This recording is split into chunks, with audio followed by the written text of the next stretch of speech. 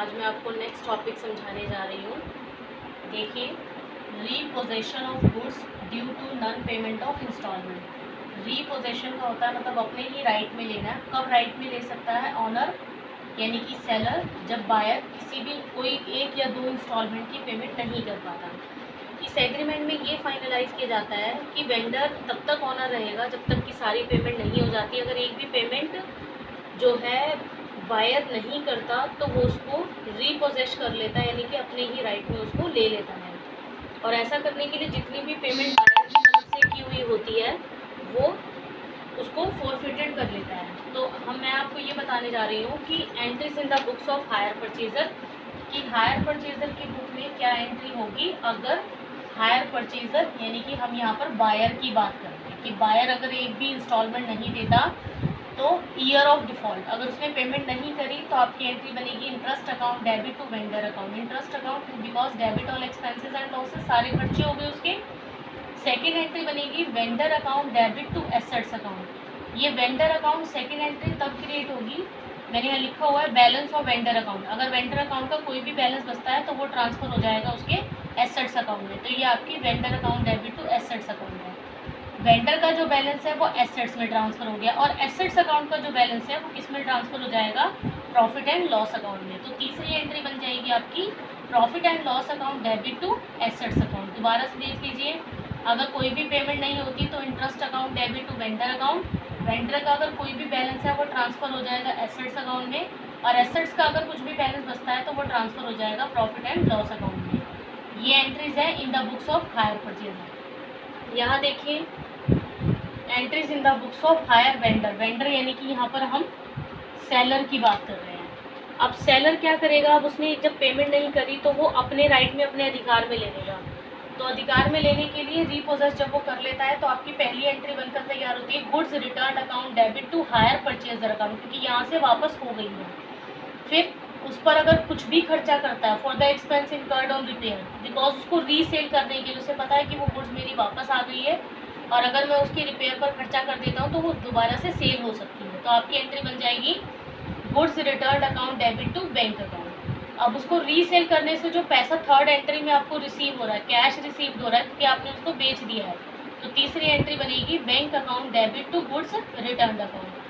फिर उसके बाद इस गुड्स रिटर्न अकाउंट का कुछ भी बैलेंस अगर बचता है तो वो ट्रांसफर हो जाएगा प्रॉफिट एंड लॉस अकाउंट में। तो चौथी एंट्री अगर प्रॉफिट आता है तो goods return account debit to profit and loss account. In case of loss, अगर आपको क्वेश्चन में लॉस हो जाता है तब आपकी एंट्री बनेगी profit and loss account debit to goods return account. जैसे आपको पता है कि लॉस जो है वो क्रेडिट बैलेंस शो करेगा, अगर प्रॉफिट है तो वो डेबिट बैलेंस शो करेगा।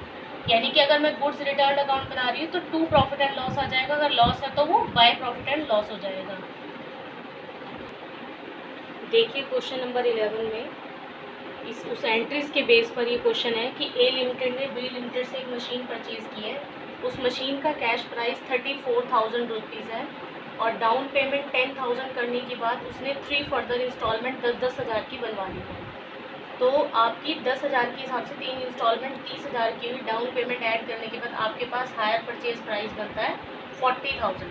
अब देखिए हायर परचेज 40,000 है और आपका कैश प्राइस 34,000 है जो कि उससे कम है, और रेट ऑफ इंटरेस्ट रहेगा 12% पर एनम, और 34,000 के ऊपर रिटर्न डाउन वैल्यू मेथड के अकॉर्डिंग 10% का डेप्रिसिएशन है।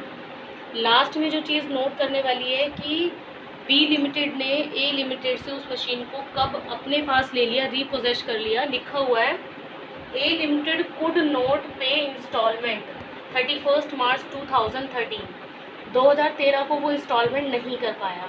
अब आप देखिए कि वो मशीन जब खरीदी थी वो हमने 1 अप्रैल 2011 को खरीदी थी, 2011 को। उसके बाद 11 में डाउन पेमेंट 10,000 की करने के बाद 2012, 2013, 2014 ये 3 इंस्टॉलमेंट उसने अपने हाथ से 10-10 हज़ार की बनवाई थी, लेकिन 13 की वो इंस्टॉलमेंट नहीं कर पाया। सिर्फ एक इंस्टॉलमेंट के बाद ही उसका बिजनेस जो है वो रीपोजेस कर लिए बी लिमिटेड ने ए लिमिटेड से।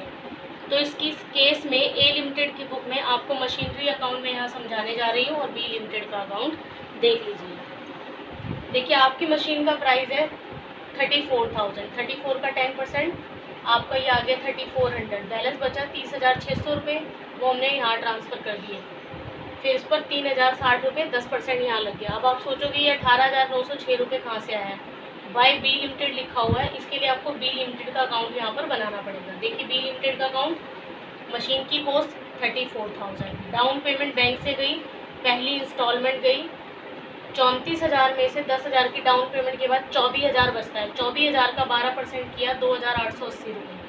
उसके बाद इन दोनों को प्लस करके और इन दोनों को माइनस करके आपके पास बैलेंस बचा 16,880 रुपये। अब 2011 में खरीदा, 12 में इंटरेस्ट लग गया, 12 का यहाँ पर ओपनिंग हो गया 16,000 से, 13 में मतलब ख़त्म हो गया क्योंकि 13 की वो अगली पेमेंट कर ही नहीं पाया। तो आपका 16,880 रुपये के ऊपर ही इंटरेस्ट लगेगा 12%, 2,026 रुपये। दोनों का टोटल बनता है 18,906 रुपये। 18,906 से यहाँ पर ये क्लोज हो गया। मैंने लिख दिया यहाँ पर टू मशीनरी अकाउंट। तो ये मशीनरी अकाउंट में जब ट्रांसफ़र होगा तो आ जाएगा बाय बी लिमिटेड अकाउंट। फिर जो भी बैलेंस बचता है according to rule P&L account में ट्रांसफ़र हो जाएगा 8,634 रुपये। ये तो ए लिमिटेड की बुक में मशीनरी और बी लिमिटेड अकाउंट मैंने बनाया हुआ है।